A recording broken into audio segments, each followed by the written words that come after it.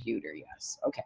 All right, so what questions, I mean, looks like you're doing very well. I mean, I'm just kind of keeping up with how people are doing in terms of getting stuff done. Most people are out working on the Google portfolio. I think the thing people are doing it, saving to the end, are the final activities template, which is as it should be. Those are all things, those 10 topics are things you need to know about, but not spend as much time as you do on the 3 aspects of the Google portfolio assignment. So do you have any questions?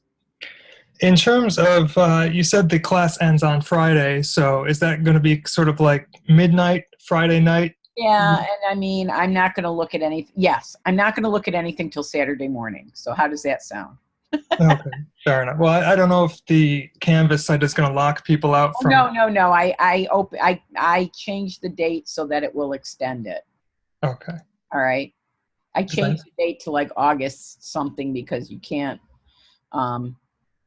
maybe I changed it to July 8th because that's when grades are due. Because if some people have a sob story on Friday, I'll give them, I won't give everybody, I have a couple people that have not done what they should have done and planned things out well. And so I've made different, arrangements with different people.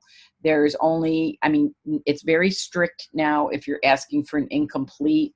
There's a much more involved process, and people have to do a form with a reason for request. And the fact that I didn't get my act together is not a reason the registrar will allow us to give an incomplete. And on the incomplete form, we have to say, without the work that's missing, here's the grade that the person would earn. So, like, for example, Mary Cooney had the baby. Okay, and the baby came early and they were in the hospital for a week.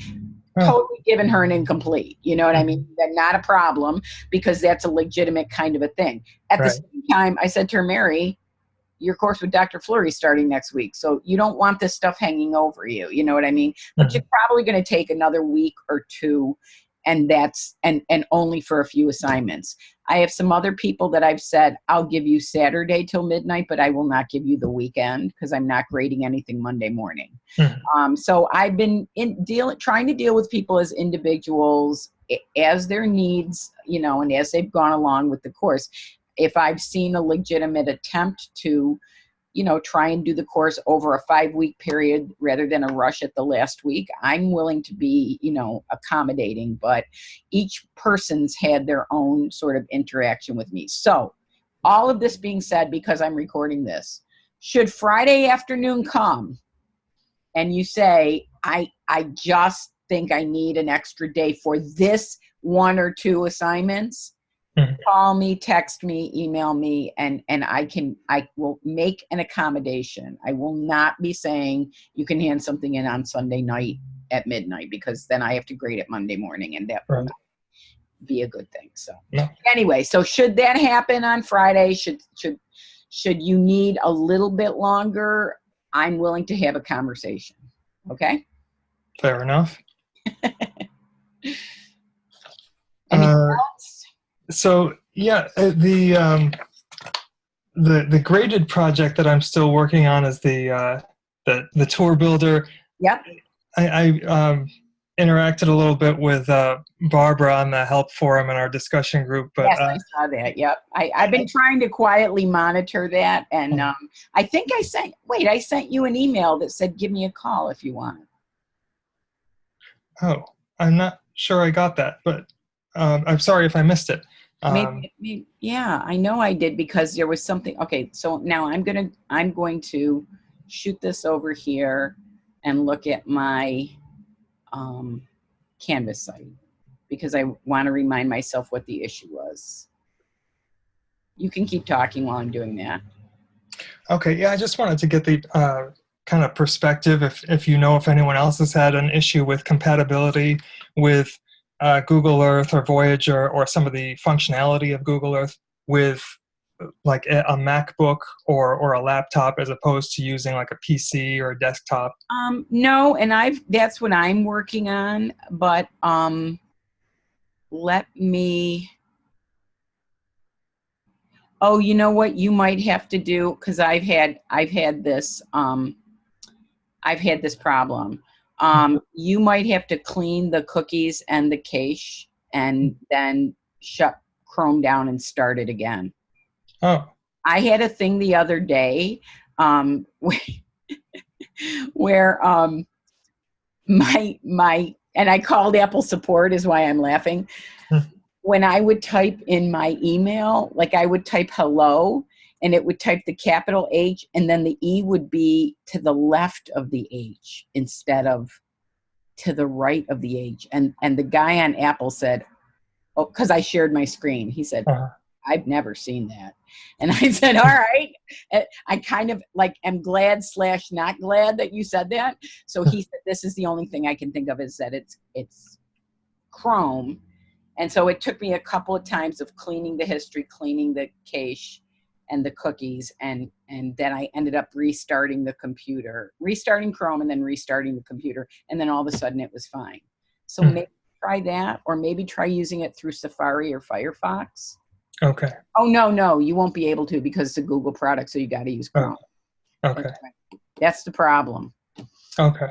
Chrome does not like, I will tell you this, Google does not like Apple. They're constantly making it more difficult for Apple people to do anything on Google. So, and the reason for that is that they want schools to start buying PCs instead of Apple products. So, of course. Which is not good because Apple products are more intuitive, particularly at the elementary level for little kids. So, but whatever. But that might do it. Let me, and you know what, if you can't, let me see. So you have not been able to get to Voyager. Oh, I have, but I had to use another computer in order to do that. So, worst case scenario, I can do it on another computer, and I've already viewed this sort of sample. You shouldn't have to do that, but I've done mine on a Mac. But maybe, maybe it was, it might be the Chrome browser. Okay. Yeah, if I need to, maybe I ought to try, just reinstalling it. Maybe there's a more up to date. But I don't want you to have to spend a ton of time doing it. So, I mean, do the best that you can. Yeah, it looks like I can access the features of the tour builder. For some reason, that doesn't seem to rely on the Google Earth. What's the part of it? I forget. I have to go back and look now. What's the part of it that requires Voyager? That's just the first part, I think, where we're exploring it and looking at the other stuff, which I've already done. Don't worry about it then. Don't worry about it. Just build the tour. Build the tour. Don't worry about it. I don't even care if you talk about it in your reflection. Build the tour, do the lesson plan. That's the most important thing. That's what you'll be using during student teaching. Okay. All right. Now, fair enough. The section G that talks about having, for at least one slide, having or including one or more pathways from one location to another. And I looked at the example, but I'm not sure if I'm seeing what I'm supposed to see. So one of the great things about the Google Tour Builder is I did not have you submit it on assignments. I had you submit it on a discussion board. So you can go on now, and I was on today. Your classmates have done some amazing tours. So you can get right on that discussion board and click on the link and look at everybody else's tours and see what you think. Okay, I do have one question about that, because last time I checked, I think that discussion board is restricted towards people who have made at least one submission. Oh, okay. I can change that. I appreciate that. Right now and change that setting. Okay, that was so everybody didn't copy. But there's enough up now. I figured. There's enough up now that, because what happens, and this has been a dilemma for me as a teacher, and it will be a dilemma for you as a teacher. Wow. People want an exemplar, and that's great, but then they all start looking like the exemplar, Okay, users must, I'm just changing it right now, and you should be able to access it, okay? Great. Let me go back and do the other one. I did the lesson plan, and I'm doing the actual tour link itself, so. Okay. Give me a second. Yeah, there was a reason that I have people post that on the discussion board is I want everybody to see everybody else's, but I also don't want people to feel like that person did this amazing thing. I have to do that, you know. So you should now be able, I changed the settings, so you should now be able to go on and look at them. Okay. All right. Aside from the Google Tour Builder and all of the graded work, in terms of the ungraded work, I mean, I have the sheets in front of me. I don't know that you necessarily want to go through each, you know, bullet pointed item, but I guess I kind of want to get your perspective, maybe to see, are there particular assignments that you think maybe we should focus our attention on, or, you know, maybe plan to spend a little more time on, you know, X, Y, or Z, you know? So the G Suite for Education is something, the week 2 activities, Yep. That's certainly something that you as a teacher, I'm going to just open mine here. You as a teacher, can you see me, or are my documents? I can see your face. All right. Okay. So the week 2 activities that are all about the Google Classroom and Google Keep and all that kind of stuff. The Google Tribe podcast is great. They're getting rid of Google Hangouts. I used to make people hold a Hangout, and that kind of thing. You're going to want to do. You're going to want to spend more time on week 2, I guess is what I would say, than the final activities, because they're the things you'll use more as a teacher. Okay. However, the final activities are meant to give you the 10 most current trends that teachers are talking about, using, and being asked to use in classrooms. For example, digital badges and gamification. So I want you to know those 10 things, but you're probably not going to apply those 10 topics to the extent that you will the Google. So, I mean, if I had to do the eeny, meeny, miny, mo, I'd spend more time on the week 2 activities. The final activities are kind of, look at this, what do you think, how might you use it, kind of a thing. Okay. All right. Well, that makes sense. Let me ask you this. Dr. Fleury's class starts next week. Do you know what day that starts? So I talked to him because he's going out of town this weekend, and we had a very interesting chat, because he said, I'm going to be building he's already done it used to be my class, so he and I are very intertwined in his class. It's the first time he's doing it, but he's worked with me on it before, and I'm working with him on this one. So I said to him, he said, I'm going to be in a very rural area without a lot of Wi-Fi. You know, I'm going to be using the Canvas site on and I'm saying this because everyone in this class will find themselves in these situations. He said, I'm going to be using the Canvas app on my phone. I said, do yourself a favor, get in the car and go find the nearest McDonald's or Dunkin' Donuts or Panera Bread and spend an hour there, because you will not, the mobile app is just not, it's not the same. It's not as easy to use the mobile app. So that being said, his intent is to open it Monday, whether that means Monday at noon, or whether that means Monday at 5, or whether that ends up being Tuesday. When they're online classes, there's no particular date, but I know that he's going to open it either Monday or Tuesday. He has week 1, you know, all ready to go.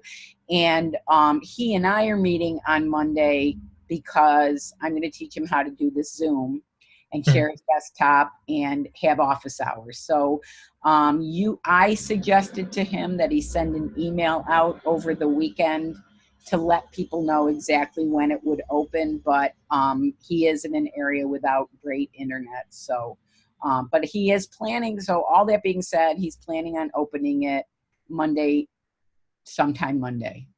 So, all right. Okay. If he's looking for any perspective from students, to tell him, feel free to take his time. I kind of said that to him, because I said, they're just coming off my class. You could give them till Tuesday. I could use a little downtime, to be honest. I know. He said, well, you know, that's the reason you shouldn't have given them till Friday, because the course is supposed to be Tuesday, and you just have them working through their downtime. And I'm like, I can't argue with that. So, you know, but anyway, he's also being very cognizant. I have been keeping him abreast of everything that's going on in this class. Mm-hmm. And so I've been saying to him, 5 weeks is always a lot less than both you and the students think it is. So I think I got him to scale down some of what, say, 3 months ago when we were planning the class we were talking about. So, he is this class that he's doing is also the foundational skills for when you have your methods teachers. They'll be expecting you to know how to plan units and do rubrics and things like that. So there are some sort of the key in his class is unit planning and the kind of assessment that will be involved in task 3 on the EdTPA. So it's an important class, but I'm trying to get him to get you there faster with less reading. You know how he loves to assign the readings. So. Oh yeah, read and half I'm of not this saying book by anything Monday. to you I haven't said to him, so I don't feel like I'm talking out of class. I'm like, remember, it's 5 weeks, okay? Yeah. But it's also a good class. This is sort of our first experience with the revised program that everyone came in going, this is you were in the old program and you have the fortune of it going from 48 to 39 credits. But the 48 credit program didn't have the requirement of these 2 summer classes as intensively. One of the things we did to try to make it more efficient in 5 semesters is it requires these 2 classes to be in the summer for the grad students. So, because remember, the undergrads are doing it over 4 years and you're doing it over 5 semesters. So, it's a little bit intense this summer for both he and I. It's something new for both of us. I taught the class before, but it wasn't necessarily right before. People were had other things spread out. So you're all coming off a semester with 3 courses. Well, you're not, but the rest of the group is. So they had 2 courses in the fall, 3 courses in the spring, 2 intensive condensed courses in the summer, and then they're hitting, student teaching placements, and there are 3 courses for their methods. It's a pretty intense program, and what it looks like on paper isn't always what it feels like when you're actually going through it. But we know the people, they want to get certified as soon as possible. There's a teacher shortage. We want to work with both our students and the schools to try and provide well-prepared teachers. So all that being said, it's going to be another long 5 weeks. Well, I think it's a good program in terms of rigor and preparedness. That's why I can't even tell you how many of our students that just finished student teaching in May already have jobs. They were all being hired at the end of May and the beginning of June for the fall, because people know that one of the things a principal once said to me that is sort of my reminder. He said, it's about the first day of school when I'm talking to the new teachers or at orientation. And he said, some of them that come from really good colleges and really good programs, but I'm talking about some real nitty gritty stuff, attendance and paperwork and things. And he said, some of them, they focus so much on lesson planning in the classroom, they really didn't see the whole job of a teacher. And he said, that's one thing that Lemoyne does well, is try to prepare people for. It's a lot of work, and it's a bigger profession than just standing up and doing your lesson. And we take that to heart. We like that, but we also, like, for example, I had someone in this class who hasn't kept up very much and was asking, a lot of issues, and I'm obviously not going to get into it, but when asking for an extension or for some different accommodations, one of the things that I said was, we take very seriously that how you handle deadlines and assignments, particularly in these 2 classes with a shortened time frame, and particularly in the fall when you're in your student teaching site. That's not only if you can't do this, we're looking at it as, are you going to be able to do the job of a teacher? We're really looking at this as a simulation of the kind of work that we all have to do as educators. So I think sometimes people look at it as a course, and we try really hard, especially towards this, there's a real shift, as I think you've seen. There's a real shift from where you were last spring to where you are now, because in the fall, you're about to walk into 2 classrooms where they have to be willing to say, I'm going to walk out of the room and let you be responsible for the education of these students that I'm getting paid to teach. Mm-hmm. That's a pretty big responsibility. So, it's not just a course. The level has gone up, and it's hard. It's difficult for because you're still in the same program, but there really is a shift. So, but anyway, I don't know why I got on. Well, I can tell you of the program. We lose a lot of students. I shouldn't say that. We lose some students because of the rigor of the program. And we're okay with losing those students for that reason.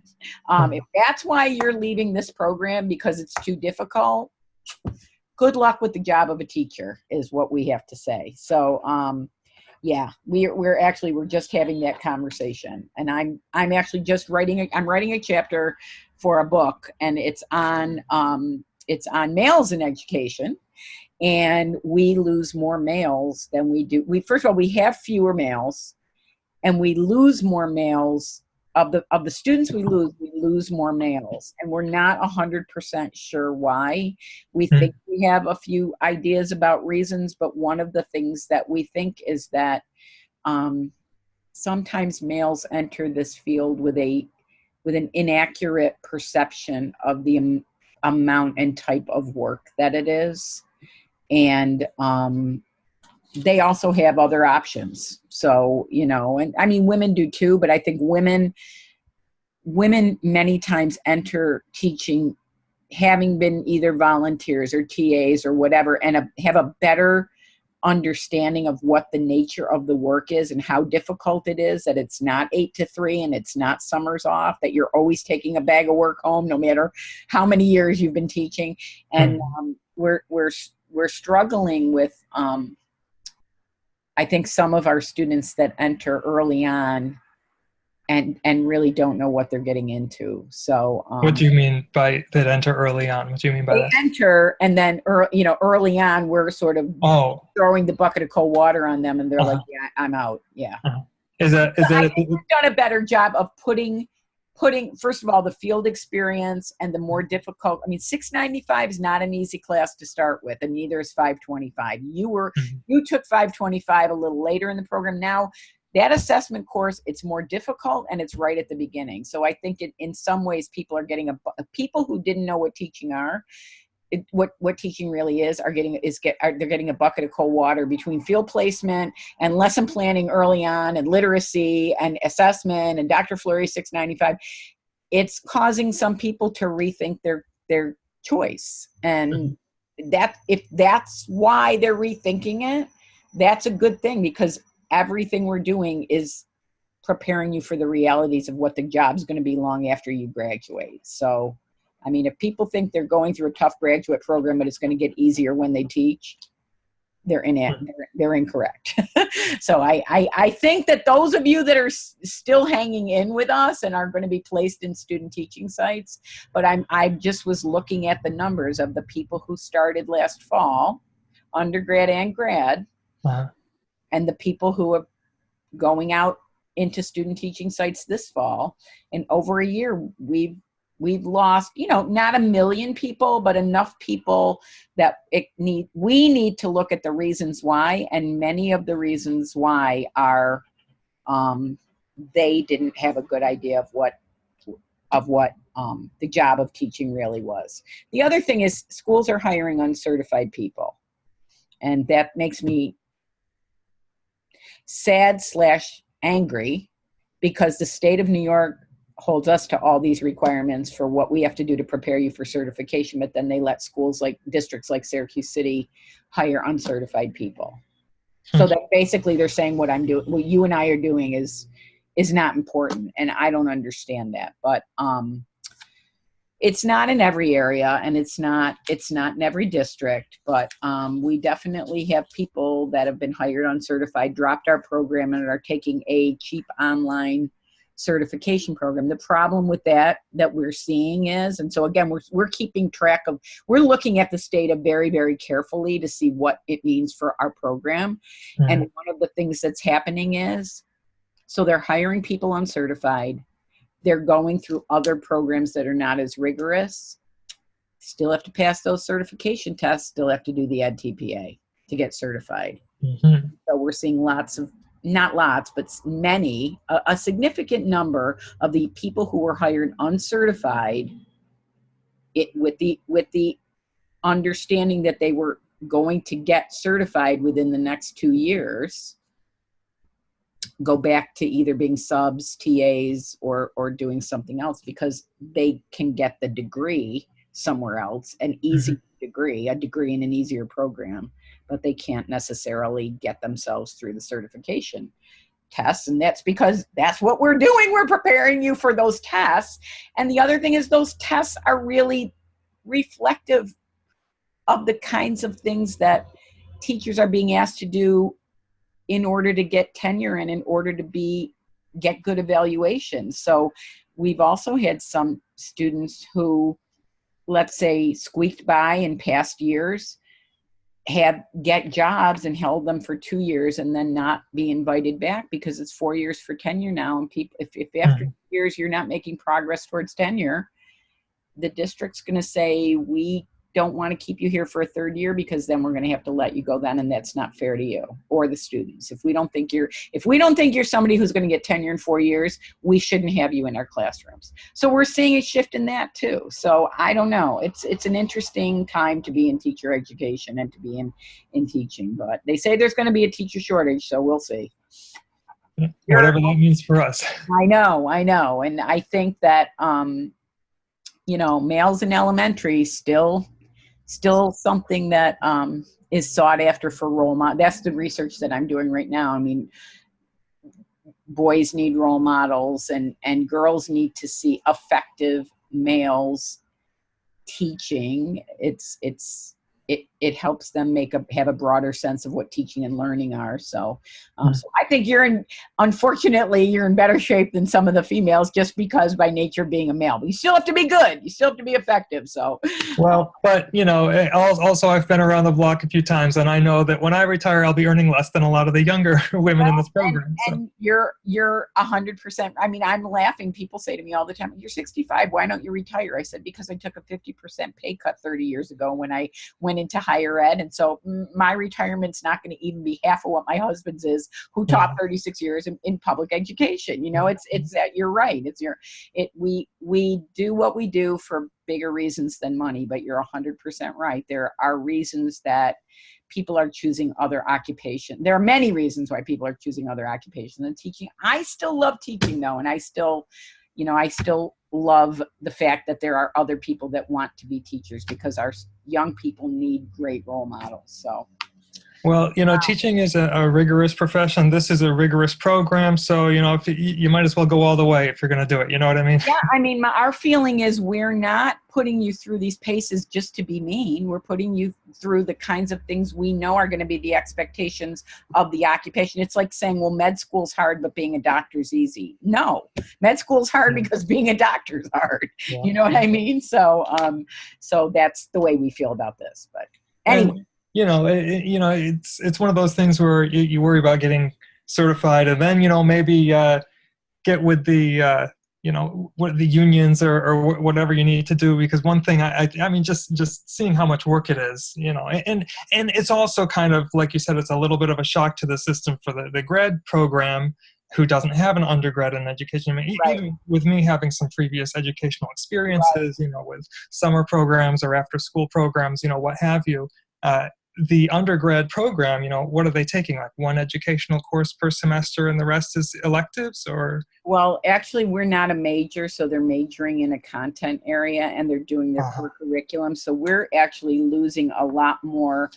We're losing a lot more undergrads because they're saying that they're going. It's not the way it was 10 years ago, because the majors have gotten so big and the core is so big. So many of them are electing to do what you're doing, and so they're graduating with a degree not in education, coming into the MST program, because what they're saying is, I can't be taking 1 or 2 education courses and being expected to go into schools. I don't have a car. And in the meantime, my history professor is asking me to write a 30-page paper. My philosophy professor is asking me to read 6 books.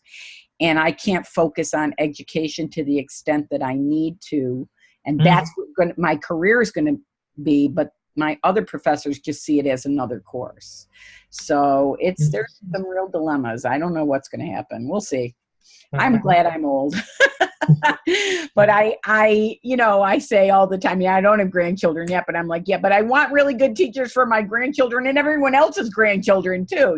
I mean, that's the future. So well, you're gonna laugh, but I really think that somebody at some point, maybe I need to get on board with this at some point, but I think that the role of a teacher, I mean, it's the only profession where you're required to have a master's degree and you're not provided with any support in terms of having a secretary. I mean, in any other field, if I have a master's degree and I go and get a professional job, I'm going to have a personal assistant or a secretary helping me out with the administrative things. It's one of the only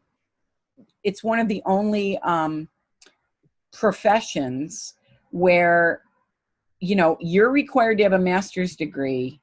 But if you're out sick, I can hire someone with not even a 4-year degree to do your job for a day. Now, let's think about that.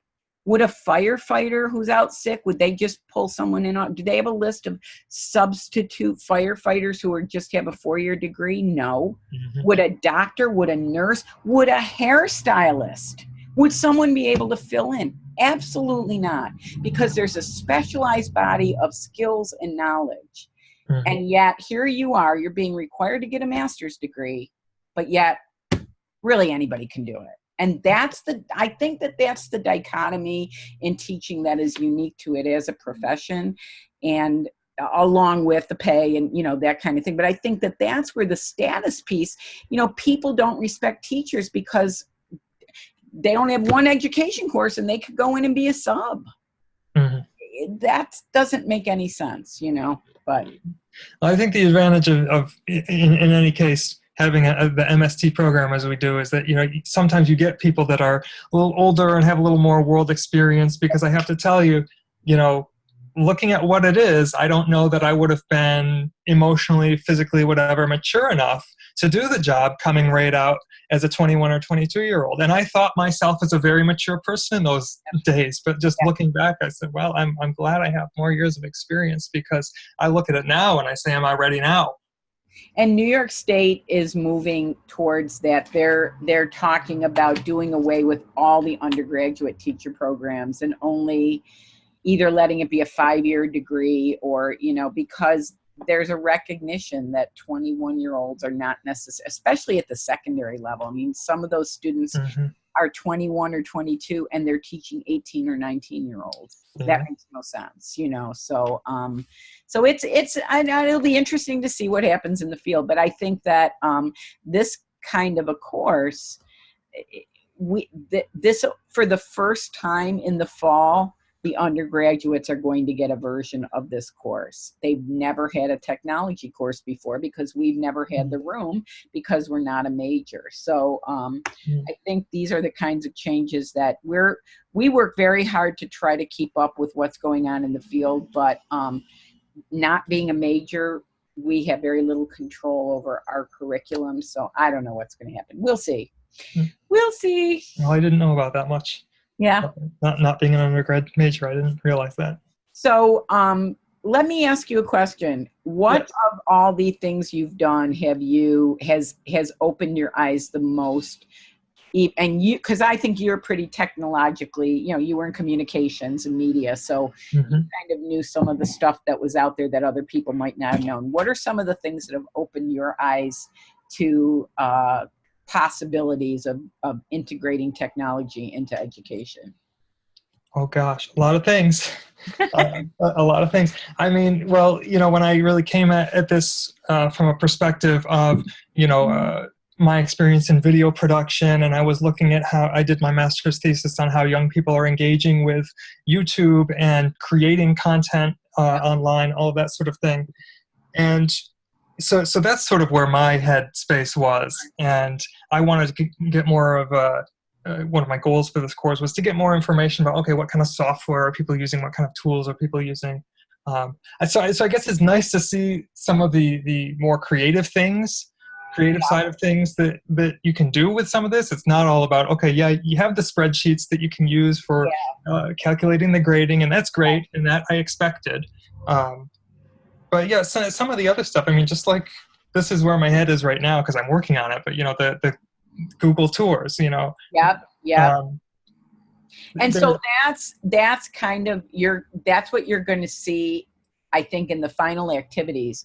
My goal in that was to try to get you to see the things that we didn't have time for you to delve into really, but things like digital badges are happening everywhere. And like I said, gamification and using Facebook and Twitter in the classroom, or things like back channel or polls and things like that for formative assessment. So that final activities is an inch thick and a mile long on the current stuff. I'm going to say this to everybody in an email, because I have a couple little presents that I'm going to send everybody on email that I didn't want you to get distracted during the course.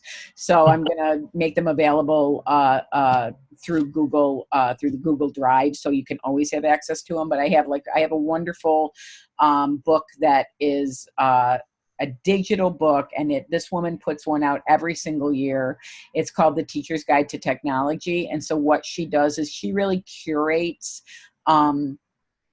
the latest software and things like just what you're talking about. And so it's an interactive book. So rather than it being a book, it's online and everything's hyperlinked. So if she's talking about a software, you click on it, it takes you right to the software.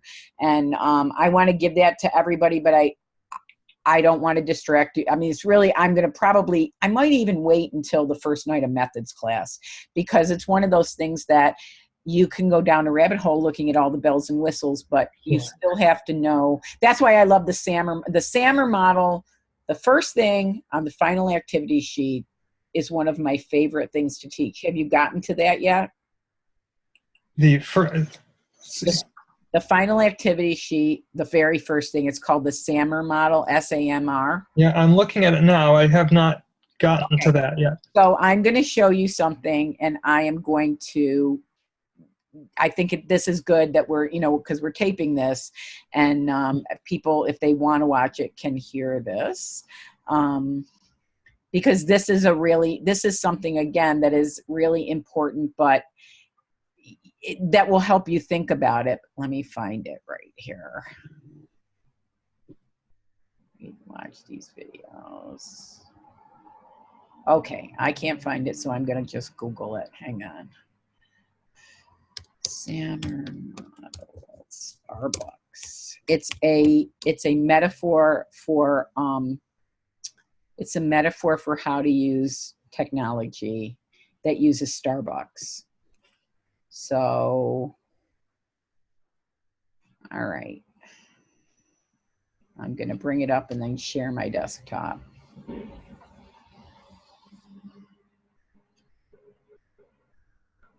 Preview, open.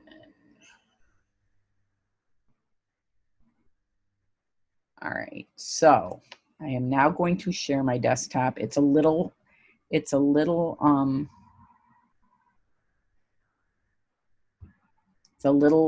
you see it? Got it. Desktop? Okay, Yep. I'm going to try and make it bigger. Hang on. All right, so I can't remember the levels. It's like superficial and then something else. The SAMR stands for something, but. Oh yeah, substitution, augmentation, modification, and redefinition. There you go. So substitution, all right? It's a cup of coffee. You can make a cup of coffee at home. You get a cup of coffee at Starbucks. It's really not that different, okay? Maybe the taste is a little different, but it's basically the same thing. So there are technology things that we do.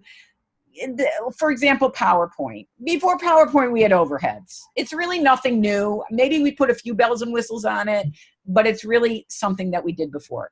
The A is same kind of thing, a little functional improvement. So maybe that's my model of PowerPoint. PowerPoint does better what we did with overheads because you can hyperlink, you can have animations, you can put the movie in, whatever. Uh-huh. M is there's some significant redesign. So now we're talking about, so a latte, okay, is not all that different from the cup of coffee. Mm. It's got the milk in it, it's steamed milk, but it's not as different. But now a caramel macchiato, you can't do that at home. Not easily. That is now we're talking about redesigning the fundamental aspects of what we're doing. And then pumpkin spice latte. I mean, come on. That's something that does not exist at home and you can't even try. All right. So that's kind of the way to think about technology, because some of what we do with technologies, they're tools and they just make things easier, but they don't, I had to see if that was a student. They don't really make it fundamentally different in terms of the way we teach and the way our students learn. But something like a WebQuest, where they're going all over to different websites, I put that sort of in the caramel macchiato. We were doing it in the library. There were research projects, but with the web, they're getting their information in completely different ways. There are videos that cannot do what books in the library did. It's just the way that the world is. And so I think sometimes we have to think about, are we really just making the milk steamed, but it's not all that different? Or are we really making a pumpkin spice latte, something that's very, very different? And that's where I think your media background comes in. Something like mashups, videos, recreations, doing something completely different. That's the pumpkin spice latte, or at least the caramel macchiato. But sometimes we have teachers that spend a lot of time doing a lot of technology things, and it's just a cup of coffee in a different cup, you know? And I think that this is a great, for me, this is something I try to think about all the time because, for example, I love my Apple Watch. I don't need my Apple Watch. A regular watch does the same thing. And when the phone rings or it beeps that I get a text, is there really a text that's life-threatening that I need to know I just got that text? No. So that's kind of where I try to remember, yeah, this is fun.